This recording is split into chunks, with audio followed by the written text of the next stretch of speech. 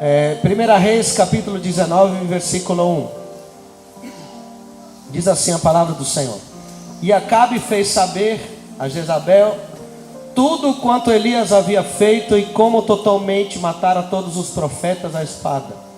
Então Jezabel mandou um mensageiro a Elias a dizer-lhe: Assim me façam os deuses e outro tanto, se de certo amanhã estas horas não puser a tua vida como a de um deles.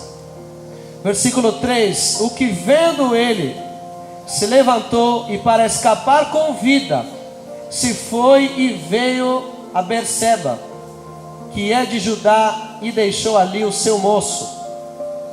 E ele se foi ao deserto, caminho de um dia, e veio e se assentou debaixo de um zimbro, e pediu em seu ânimo a morte, e disse: Já basta, ó Senhor, toma agora a minha vida, pois não sou melhor do que meus pais. E deitou-se e dormiu debaixo de um zimbro. E eis que então o anjo o tocou e lhe disse: Levanta-te e come.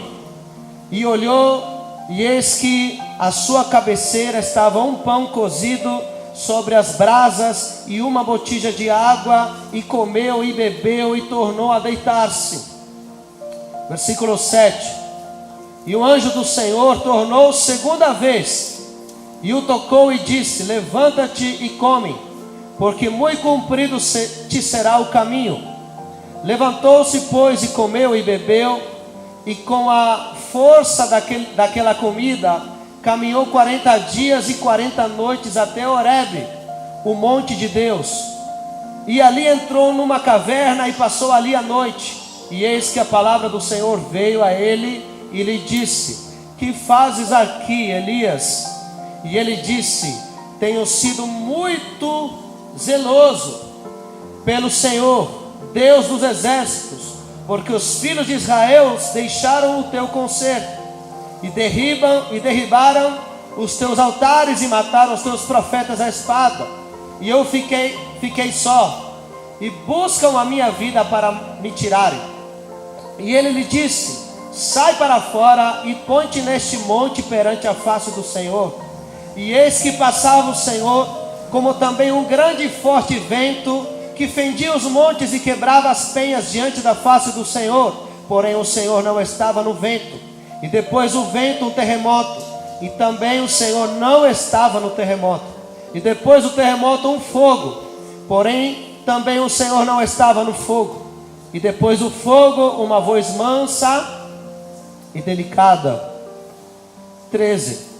E sucedeu que, ouvindo-a, Elias envolveu o seu rosto na sua capa e saiu para fora, e pôs-se à entrada da caverna. E eis que veio a ele uma voz que dizia: Que fazes aqui, Elias?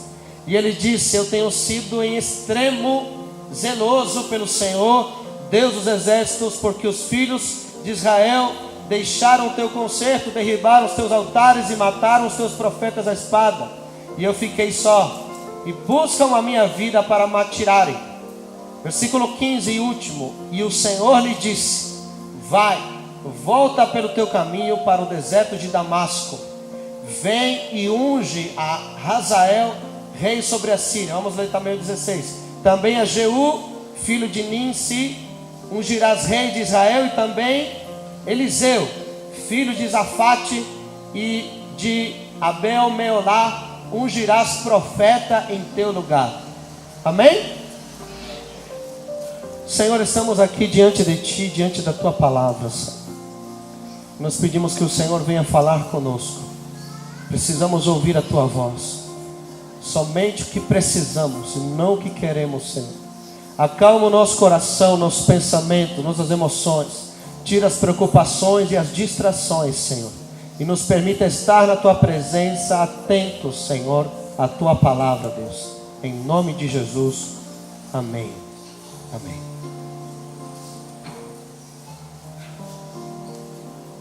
Irmãos, você sabe muito bem, eu só vou lembrar rápido qual é o contexto dessa passagem, desse capítulo que nós acabamos de ler. Nós completamos o capítulo porque depois vem o chamamento de Eliseu, mas não é até lá que nós vamos falar. Nós vamos nos deter ali até o versículo 16. Mas no capítulo 18 você vai ver que antes de Jezabel ameaçar Elias e ele ir para a caverna, ele tinha acabado de ter uma grande vitória, no Monte Carmelo. Ele tinha acabado de matar e de humilhar os 450 profetas de Baal, Ali Deus deu para ele uma grande vitória, e todos eles souberam que o Deus de Elias era o verdadeiro Deus. Amém? E depois dessa grande vitória, acontece que o rei Acabe, ele chega no palácio e conta tudo o que tinha acontecido para sua esposa, que era Jezabel. E ele conta como tinha acontecido tudo com Elias e os profetas de Baal. E Jezabel, ela fica furiosa e lança uma ameaça contra Elias, o profeta. E ele diz: fala para ele, mandou um mensageiro, fala para ele que antes deste dia, ou amanhã, perdão, neste mesmo horário, ela dá até data e horário, amanhã neste mesmo horário, vai acontecer com ele o mesmo que aconteceu com os profetas de Baal. E foi nesse momento que Elias sentiu a ameaça de Jezabel, e ele toma uma atitude que muitas vezes nós questionamos, porque é difícil de entender que o mesmo Elias do capítulo 19 é o mesmo do capítulo 18. Aquele Elias corajoso, aquele Elias que até zombava dos profetas de Baal. Ele falava: fala mais alto, que parece que o Deus de vocês não está ouvindo. Ele tinha tanta convicção do poder de Deus, que quando estava o sacrifício, mandou botar mais água. Coloca mais água nesse negócio, você vai ver que isso vai pegar fogo, vai descer fogo do céu. Esse mesmo Elias é muito diferente do Elias no capítulo 19, porque agora esse Elias está com medo, e esse Elias começa a fugir depois de uma ameaça de uma mulher, sendo que ele tinha acabado de enfrentar 450 profetas de Baal e um povo inteiro.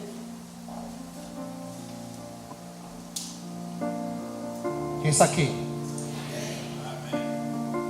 E é aqui que começa essa história, que poderíamos ver que é o parênteses na vida de Elias, o momento triste da vida de Elias, o momento onde ele mostra também a sua fraqueza como homem, como ser humano.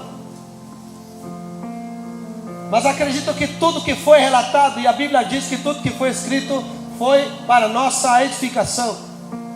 E se Deus permitiu deixar esse momento fraco de Elias, é porque nós também passamos por momentos muito parecidos, e nós devemos aprender com essa lição, e nós devemos enxergar os detalhes, tanto da atitude de Elias, mas também da atitude de Deus em relação a ele, e como Deus consegue tirar ele da caverna para ele continuar a sua missão. Amém? Quantos estão aqui atentos? Veja no versículo 3 do capítulo 19 que lemos. Ele diz: o que vendo ele se levantou, e para escapar com vida se foi, e veio a Berseba, que é de Judá, e deixou ali o seu moço. E ele se foi aonde? Ao deserto. Ele se foi ao deserto. Então veja bem o que acontece com Elias. Elias, que estava com medo, depois da ameaça de Jezabel, ele toma a atitude de fugir. O mesmo Deus que esteve com ele na vitória com os profetas de Baal, parecia que já não estava tão próximo dele, e ele tomou a atitude de sair. E olha o que o texto diz: para escapar com vida. Então ele começou a ter medo de morrer. Ele começou, acredito eu, imaginar de como os profetas de Baal tinham morrido à espada, e Jezabel tinha falado para ele, o mandado dizer que ele morreria da mesma forma. Então ele ficou atemorizado, E ele não viu outra escapatória que fugir. Ele escapou para salvar a sua vida. E muitas vezes nós temos essa atitude frente a diversas coisas que acontecem. Porque assim como Elias foi ameaçado, nós também somos ameaçados. O diabo procura fazer isso, que nem a gente falou, procura nos atemorizar, porque ele sabe que o temor nos paralisa, não nos deixa andar, não nos deixa avançar, não nos permite tomar decisões. Então ele procura semear esse temor na nossa vida. Ele procura plantar esse temor, esse medo dentro de nós. E a primeira atitude, claro, é fugir, é escapar. Eu vou me salvar. E foi isso que Elias fez. Existem várias formas de você chegar no deserto. Muitas vezes Deus mesmo vai te colocar no deserto para tratar contigo. Lembre de Jesus, que logo após ser batizado no Rio Jordão, diz o texto que foi o Espírito que levou Jesus ao deserto. Então tem vezes que é o próprio Deus te levando ao deserto, mas tem outras que somos nós mesmos fugindo de Deus, que acabamos e paramos no deserto. Que foi o que aconteceu com Elias. Se você ler mais à frente, ele vai reclamar que ele está sozinho. Mas foi ele mesmo que deixa o seu moço aí em Berseba, e ele segue sozinho em direção ao deserto. O que ele está pensando? O que ele está sentindo? O medo começa a nublar a sua visão. O medo começa a nublar os seus pensamentos.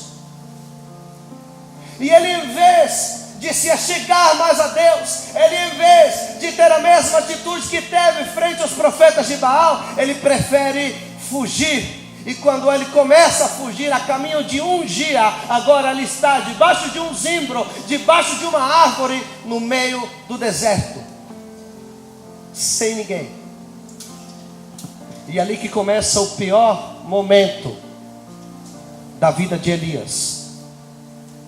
Por que você está no deserto? Será que é Deus que te levou mesmo?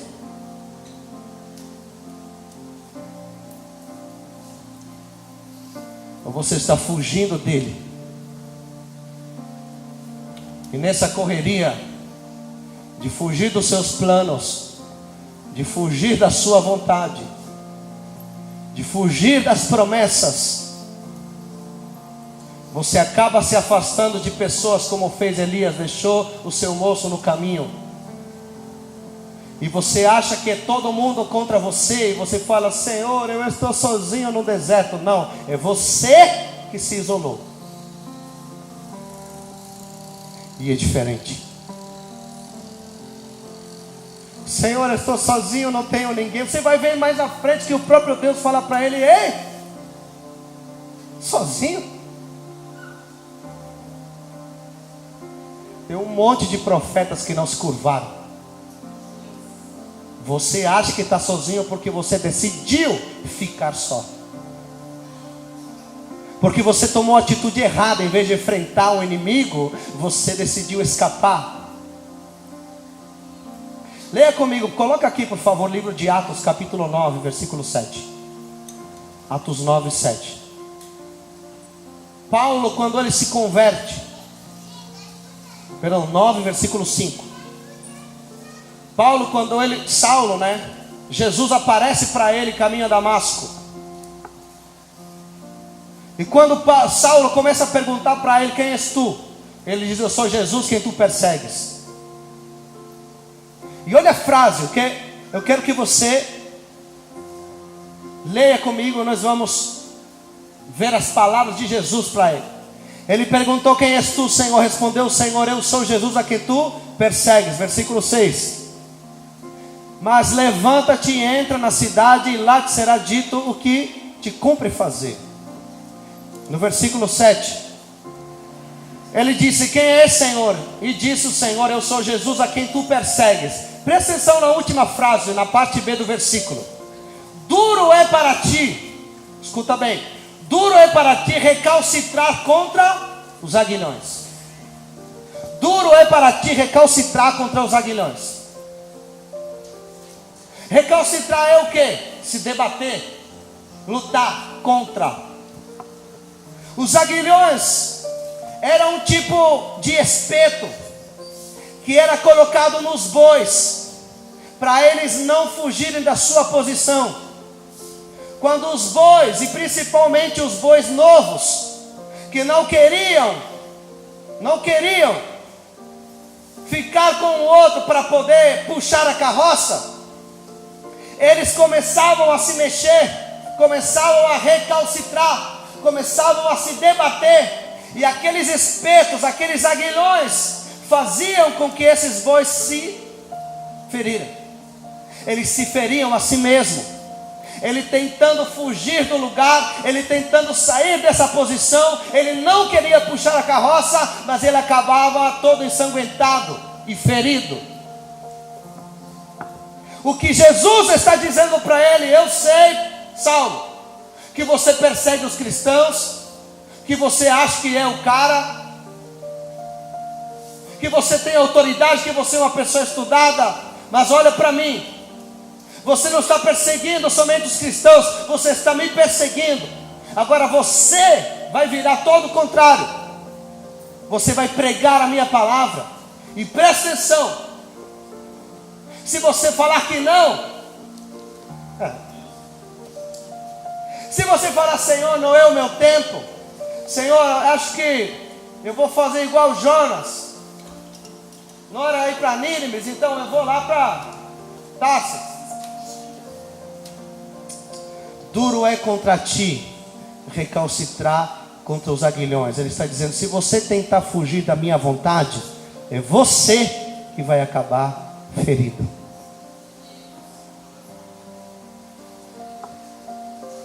É você que vai acabar ferido. Você não, querido, você não sai ferido tentando fazer a vontade do Senhor. Você sai ferido quando quer fugir dos planos dele. Você acaba no deserto porque você acha melhor não fazer o que Deus pediu para você fazer. E muitos têm aquele conceito: não vou me comprometer mais, olha, não vou fazer, não vou atender ao chamado de Deus, cumprir o propósito de Deus, porque aí vão começar os meus problemas. O inimigo vai se levantar contra mim, Deus vai me impedir isso, Deus vai me impedir aquilo. Irmãos, eu quero te dizer nesta noite: pior é você tentar fugir da vontade de Deus. Você vai se ferir muito mais tentando fugir da sua vontade, muito mais. E o problema não é que a vontade de Deus seja ruim, senão é que, como nós não decidimos entrar na vontade, nós achamos que vai ser contra os nossos pensamentos. Mas a vontade de Deus é boa, é agradável e é perfeita. Então não tenha medo de entrar na vontade de Deus, que quanto mais você lutar, mais você se fere. E em vez de perguntar por que Deus me colocou no deserto, questione se realmente foi Ele que te colocou.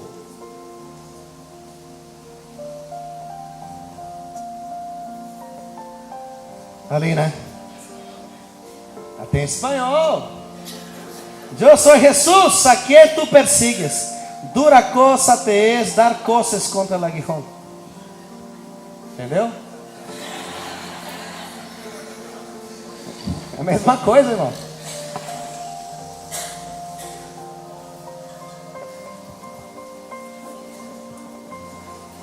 Vamos voltar para a história de Elias. 1 Reis 19. Amém? No versículo 5 do capítulo 19: e deitou-se e dormiu debaixo de um zimbro. E eis que então um anjo o tocou e lhe disse: levanta-te e come. Presta atenção na atitude de Deus, de como Deus começa a preparar o coração de Elias, sendo que Elias já estava numa profunda depressão. Ele chegou ao ponto de dizer para Deus: Senhor, tira a minha vida, me leva. Eu não quero mais viver.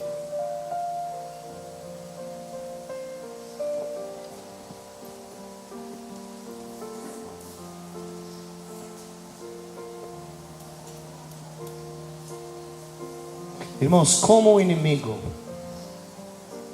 tem sido sujo de atacar as nossas emoções. Essa semana recebi uma ligação. E eu não sou muito de sair para pregar em outros lugares. Eu só vou onde tem pessoas conhecidas. Quem me conhece sabe disso. Teve uns irmãos de Cubatão, da Igreja Brasil para Cristo de Cubatão, que já tenho ido em outras ocasiões. E eles me falaram: pastor, a gente está fazendo uma campanha. E eu mesmo não sou de campanha. Eu já falei bastantes vezes aqui, mas também eu disse que nada contra. E eles falaram assim: a gente está fazendo uma campanha de oração e de libertação dos problemas emocionais. Eu falei: sério que vocês estão fazendo isso? Sim. Eu perguntei: por que vocês estão fazendo isso? Eles falaram para mim: porque é impressionante o número de pessoas com depressão, com síndrome do pânico e com uma série de doenças emocionais e mentais dentro da igreja. Foi naquele momento que eu disse: eu vou com certeza, porque Deus tem colocado isso no meu coração faz tempo. A gente até orou aqui, lembra? A respeito disso. E nós temos continuado nessa oração para Deus trazer cura, não somente o nosso corpo, mas também a nossa mente, é o nosso coração. Elias chega a dizer: Senhor, pode me levar. Pode me levar. Claro que nessa altura ele já não era jovem. Ele não era jovem, ele já estava avançado na sua idade. Mas ainda faltava coisas para ele fazer. Como por exemplo, ungir, levantar e preparar o seu sucessor, que seria Eliseu. E olha o que o anjo faz com ele. Ele deita debaixo do zimbro, e o anjo toca ele e fala assim: levanta-te e come. Versículo 6. E olhou, e eis que à sua cabeceira estava um pão cozido sobre as brasas. Olha o pão quentinho o anjo tinha para ele. Amém? Agora presta atenção aqui. E uma botija de água. E comeu, e bebeu, e tornou a deitar-se. Amém? Você vai ver ao longo da Bíblia que o pão representa o alimento de Deus, assim como o maná, e assim como o próprio Jesus se declara como o pão da vida. Amém? E nós vemos também que o pão representa a palavra do Senhor. A palavra do Senhor. E a água também, um dos símbolos do Espírito. O que Deus está fazendo de forma estratégica, tratando com o coração de Elias. E ele diz: você que está depressivo, você que está com medo, você que está atemorizado, tem uma dieta para você. Você vai se alimentar da palavra e você vai se alimentar do Espírito. Vai se alimentar da palavra e vai se alimentar do Espírito. Quantos estão entendendo isso? O que você precisa para ser curado? O que você precisa para vencer? O que você precisa para sair do estado que você se encontra? É você mergulhar na palavra e no Espírito Santo de Deus. Amém? Mas olha o que Elias faz. E eu fiquei extremamente surpreendido, porque eu não tinha reparado nisso. Ele diz que ele come, ele bebe e ele deita de novo. Ele já estava deitado, o anjo acorda ele e fala assim: levanta-te e come. Ele come, se alimenta da palavra, se alimenta do Espírito e ele volta a deitar. E no versículo 7, o anjo do Senhor tornou segunda vez e o tocou e disse: levanta-te e come. Só que aqui tem algo diferente. Ele diz, como é que está aqui? Porque demasiado longa te será a viagem.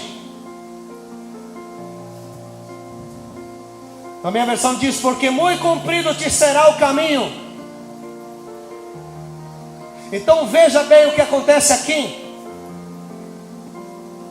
Meu Deus, é uma verdade poderosa.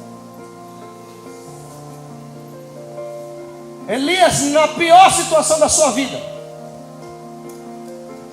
E quando o anjo acorda, ele fala assim: eu quero que você levante, que você coma da palavra e que você beba da água do Espírito. Ele entende, ele obedece, ele faz e ele deita. Quer dizer, ele come para si. Depois o anjo vem novamente, fala assim: ei, acorda de novo, come, bebe, porque você tem um longo caminho pela frente. Em outras palavras, o anjo está dizendo para ele: não foi suficiente o que você comeu, então você vai comer de novo. Você vai pegar esse pão, você vai pegar essa água, porque você tem um longo caminho lá na frente. Então vai comer de novo. Olha o que Deus falou diretamente no meu coração. Irmãos, quando a gente come para si, a gente come pouco, o suficiente para mim. Mas quando você come por um propósito, você é obrigado a comer mais. Na primeira vez ele disse: eu vou comer. Ele comeu, bebeu e deitou, quer dizer, ele saciou a sua fome. Mas o anjo acorda ele e fala assim: eu não quero que você sacie a sua fome. Eu quero que você olhe lá para frente, que tem um caminho para você andar. Você precisa comer mais pão, você precisa beber mais água, você precisa ter mais contato com a palavra e mais contato com o Espírito, porque é um propósito que não terminou na sua vida.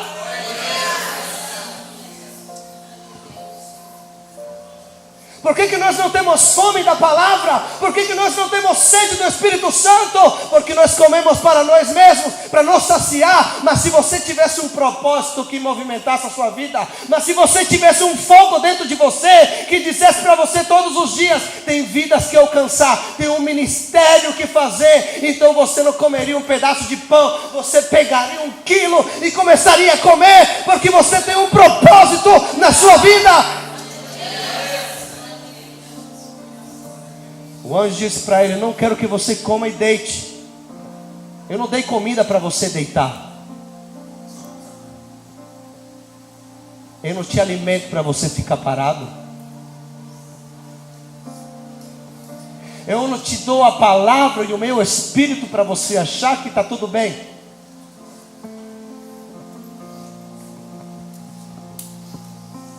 Ah, mas eu estou mal, estou triste, estou com medo. Então levanta e come de novo. Levanta e pega a palavra de novo. Levanta e ora de novo, se enche do Espírito. Que você tem um longo caminho lá na frente. Porque você tem uma missão. Porque você tem algo que você não terminou.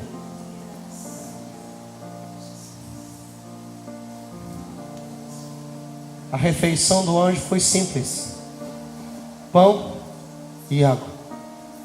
A dieta de Deus é essa: a palavra e o Espírito. É nós que ficamos inventando dietas, irmão.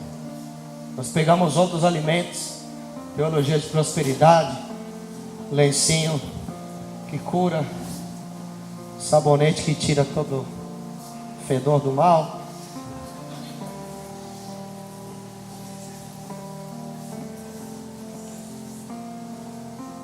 A dieta de Deus é simples. Pão e água. Palavra e Espírito. Mas também não é uma sem a outra. Sabe, vou beber só água. Só vou me alimentar, só vou beber do Espírito Santo, mas a palavra, nossa, que preguiça de ler. Não entendo nada. Não, a dieta são duas coisas inseparáveis: pão e água. E quando você acha que já é suficiente, é porque você comeu e deitou. Se você tivesse um propósito, você continuaria comendo, porque tem um longo caminho lá na frente. Você continuaria bebendo do Espírito, porque você tem uma missão para cumprir. Quando você tem um propósito, você não para de estudar a palavra. Quando você tem um propósito na sua vida, você não para de se encher do Espírito. Eu estou desanimado, parei, porque foi para si. Porque foi para você. Deus nos alimenta, Deus não nos dá a sua palavra, o seu Espírito para a gente deitar, mas sim para continuar essa caminhada. Amém? Ele nos alimenta com um propósito. Versículo 8. Levantou-se, pois, e comeu e bebeu, e com a força daquela comida, presta atenção, com a força daquela comida caminhou 40 dias e 40 noites até Horebe, o monte de Deus. O monte de Deus, o mesmo monte onde Deus apareceu para Moisés, o mesmo monte onde Deus deu a lei para Moisés, é o mesmo monte que Deus está querendo levar Elias para falar com ele.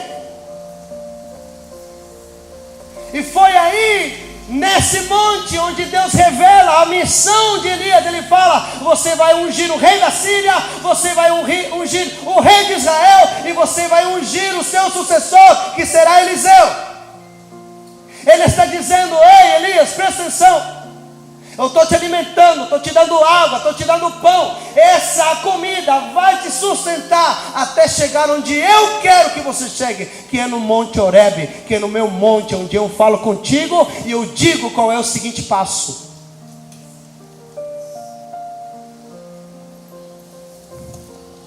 Amém? Ele chega em Horebe, e presta atenção aqui o que acontece. Versículo 9. E ali entrou numa caverna, e passou ali a noite. E eis que a palavra do Senhor veio a ele e lhe disse: que fazes aqui, Elias? Ele chega em Horebe, ele entra numa caverna, e a primeira vez que Deus fala com ele no monte é dentro da caverna. E ele pergunta: o que você está fazendo aqui? Não pelo lugar físico, mas ele está dizendo: como é que você chegou aqui, nessa condição, nesse estado?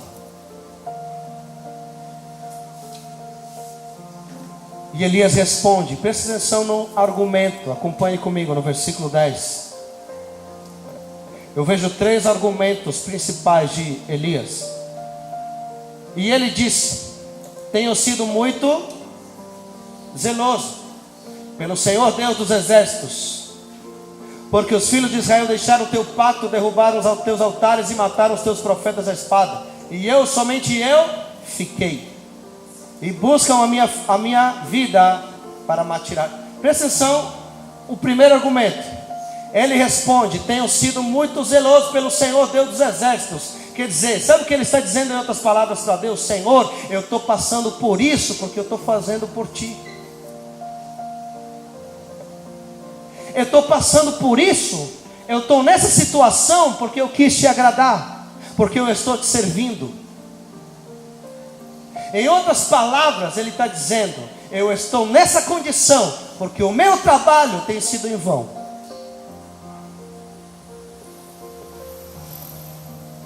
É isso que ele está dizendo. Senhor, eu tenho sido zeloso, eu tenho tido ciúmes do Senhor. É por isso que eu encarei aqueles 450 profetas. E agora estou arriscando a minha vida pelo Senhor. Então de que vale eu fazer tudo isso se eu estou ameaçado de morte?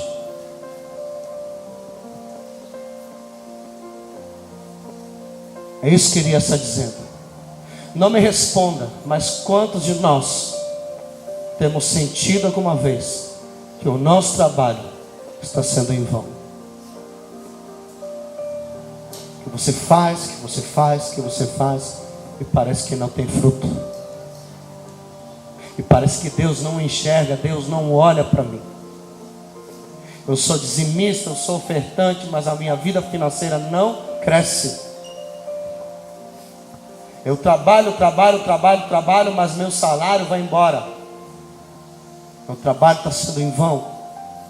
Eu estou na igreja, mas parece que não tem fruto. Quantas vezes a gente tem sentido dessa forma? Eu estou trabalhando em vão. Será que vale a pena mesmo o que eu estou fazendo? Quem está entendendo aqui? Segunda coisa que ele diz: eu estou sozinho. Eu fiquei só. E somente eu fiquei.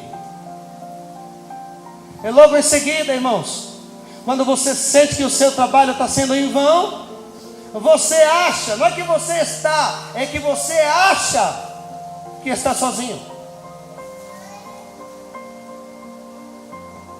E você se sente solitário. E é isso que Elias reclama: eu estou só. Quem está enfrentando os profetas de Baal? Quem está trabalhando para ti, Senhor?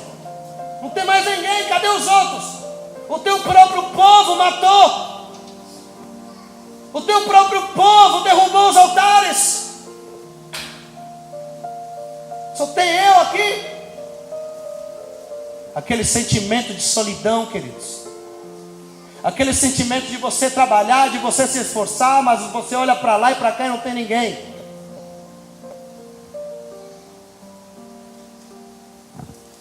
É isso que Elias estava sentindo. É isso que Elias estava falando para Deus. Terceiro, ele diz: buscam a minha vida. Eles estão tentando tirar a minha vida. Medo. Terceiro, presta atenção. Primeiro, o sentimento de que o trabalho está sendo em vão. Segundo, o sentimento de solidão. E terceiro, o medo. O medo.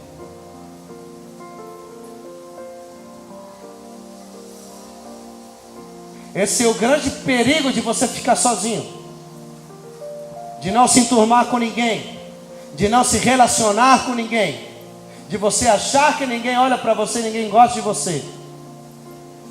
Rapidamente o medo vai vir. Rapidamente o medo vai tomar conta de você. É tudo uma sequência. Senhor, estou trabalhando e não vejo resultado. E o Senhor, que mais? Estou sozinho. Tá bom, que mais? Estou com medo. Entendi. Eu vou dar a patologia para você, o diagnóstico dessa doença. O que é isso aqui, irmão? Ou sou eu que já passei por essas coisas? Quem já passou por isso? Por uma das, por todas. Todas anteriores. Dá para marcar todas? Eu quero que você veja o que Deus faz com ele. Isso dentro da caverna. Isso dentro da caverna. Versículo 11. E ele lhe disse: sai. Primeira coisa. O que ele disse? Sai. Ou vem cá fora, diz aqui. E ponte no monte perante o Senhor. Primeira atitude. O trabalho está sendo em vão. Você está sozinho, você está com medo. Então, primeira coisa, sai daí, meu filho. Sai dessa cilada, meu filho. E vem para perto de mim. E vem para perto de mim, que eu vou te falar. E Deus começa: e eis que o Senhor passou, e um grande e forte vento fendia os montes e despedaçava as penhas diante do Senhor. Imagina Elias, porque se o vento fendia os montes e despedaçava as penhas, que vento é esse? Não era uma ventania que nem hoje, irmão. Era um vento furioso, violento. Imagina Elias tentando se proteger. Só que ele diz: porém o Senhor não estava no vento. E depois do vento, um terremoto. Imaginem, no Chile a gente já está acostumado a isso, né? Um dia que você for para o Chile, irmão, você vai sentir a terra tremer.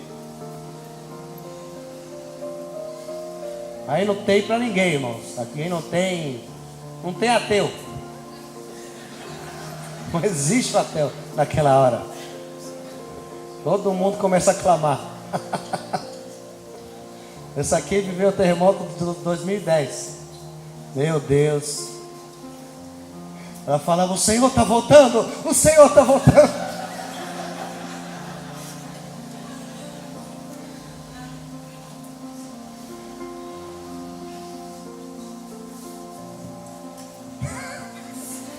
Só estou lembrando, meu Deus.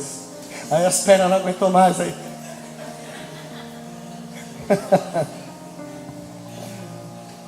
Depois o vento, terremoto, porém o Senhor não estava no terremoto.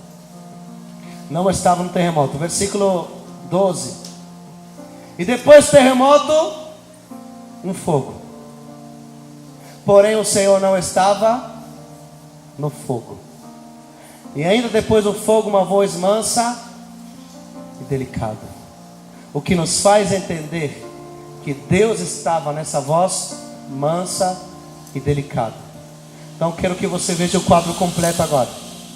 Elias, deprimido, achando que o seu trabalho não valia de nada, que servir a Deus não valia de nada. Ele estava sozinho, se sentindo sozinho, na verdade, e com medo. Deus pega ele e fala assim: vem cá, você está na caverna, está muito escondido lá dentro, vem para cá. E de repente vem um vento que arrasa com tudo. Deus está querendo falar para ele: para quem é que você está falando tudo isso? Para quem que você está dando esse tipo de argumentos? E o vento começa a balançar, fender os montes e despedaçar as pedras, tudo. Depois vem o terremoto, começa a mexer em tudo. Elias vendo tudo isso, a terra se mexer. Depois disso vem um fogo. Em outras palavras, Deus está dizendo para ele: para mim, que tem o controle sobre tudo isso, está falando que tem medo? Está falando que está sozinho? Está falando que o teu trabalho é em vão? É para mim que você está dizendo isso? Abre os teus olhos e veja o vento que eu posso fazer. Olha a terra e veja o que eu posso fazer. Olha o fogo. Olha para mim.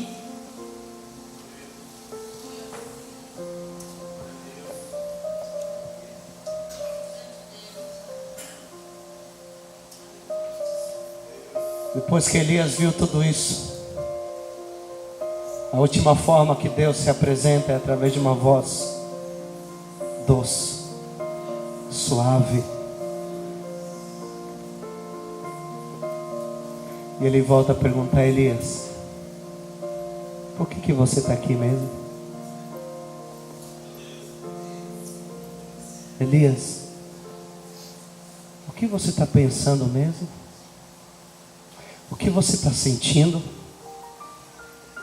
Elias, eu estou com você. Eu estou com você. Sou eu que trago recompensa ao teu trabalho, e não os homens. Sou eu que eu estou contigo, e você jamais deve se sentir sozinho. E sou eu que tenho poder sobre todos e sobre tudo. Não precisa temer. Não precisa ter medo.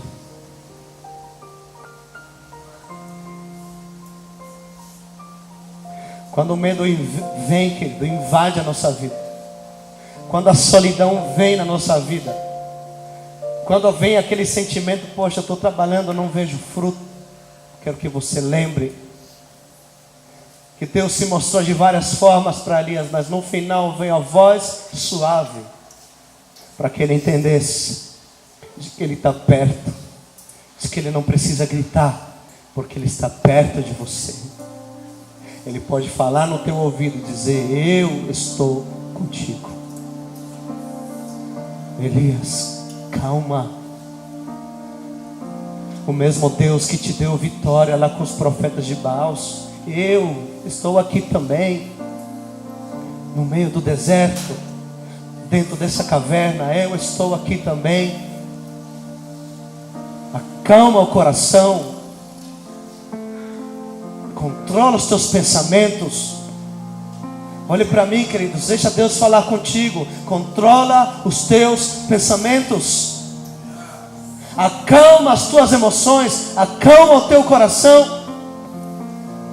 Você não está sozinho. Você não precisa ter medo. E deixa Ele recompensar o teu trabalho.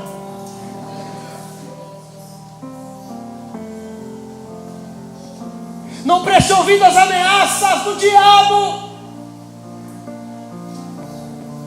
Enquanto Jezabel falou em voz alta: eu vou matar ele, Deus está dizendo com voz suave: eu estou contigo. Isso é suficiente. Isso é suficiente.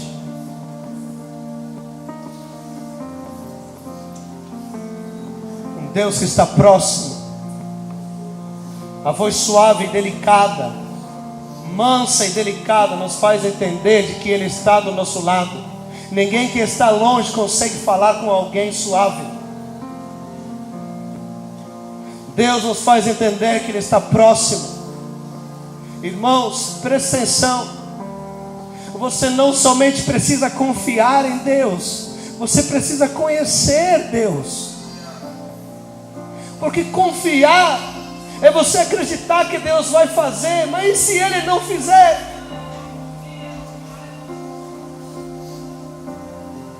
Como você somente confia? Se Deus não faz o que você espera, ou as suas vontades, você vai se desesperar. Mas se você não somente confia e também o conhece, você vai saber que a vontade de Deus é boa, é perfeita e agradável. Você não somente confia, você o conhece.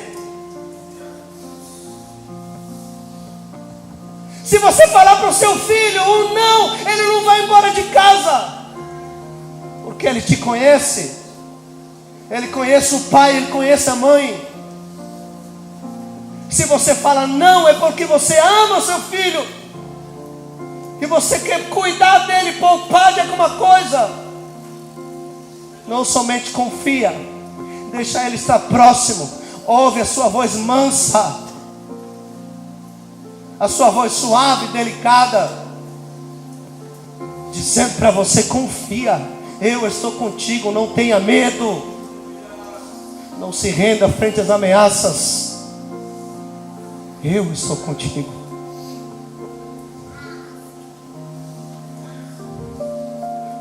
O livro de Salmo diz: aquietai-vos e conhecei que eu sou Deus. Aquietai-vos. Sabe qual é o nosso problema? Que nós queremos que Deus fale somente através do fogo, através do terremoto, através do vento. Ai, se não tem aquele vento, aquele negócio, parece que Deus não está. Se você está acostumado com o vento, com o fogo, com o terremoto, então você só está acostumado com aquilo que Deus pode fazer, mas não está acostumado com a sua voz mansa suave.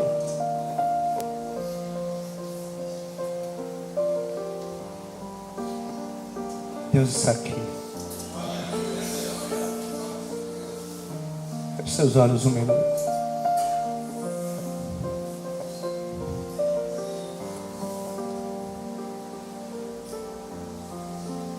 Diga: Senhor, eu quero aquietar minha alma, meu coração, para te conhecer. Escuta a voz do Espírito dizendo: aquietai-vos e conhecei que eu sou Deus. Aquietai-vos e conhecer que eu sou Deus. Acalma o teu coração, acalma os teus pensamentos. Não deixa o medo, não deixa a solidão tomar conta da tua vida. Ele está dizendo para você nessa noite: eu estou contigo. Eu estou contigo. Você não precisa temer. Você não precisa estar dentro daquela caverna. Lá dentro não é o teu lugar. Lá dentro não é o teu lugar. Eu te dou pão, eu te dou água. Eu te alimento para você andar longe, para você estar forte. Por que você está ali? O que você está fazendo dentro daquela caverna? Porque você continua se sentindo solitário, porque você continua se sentindo com medo. Tem um Deus nessa noite que está aqui para nos dizer: eu estou contigo. Eu estou contigo.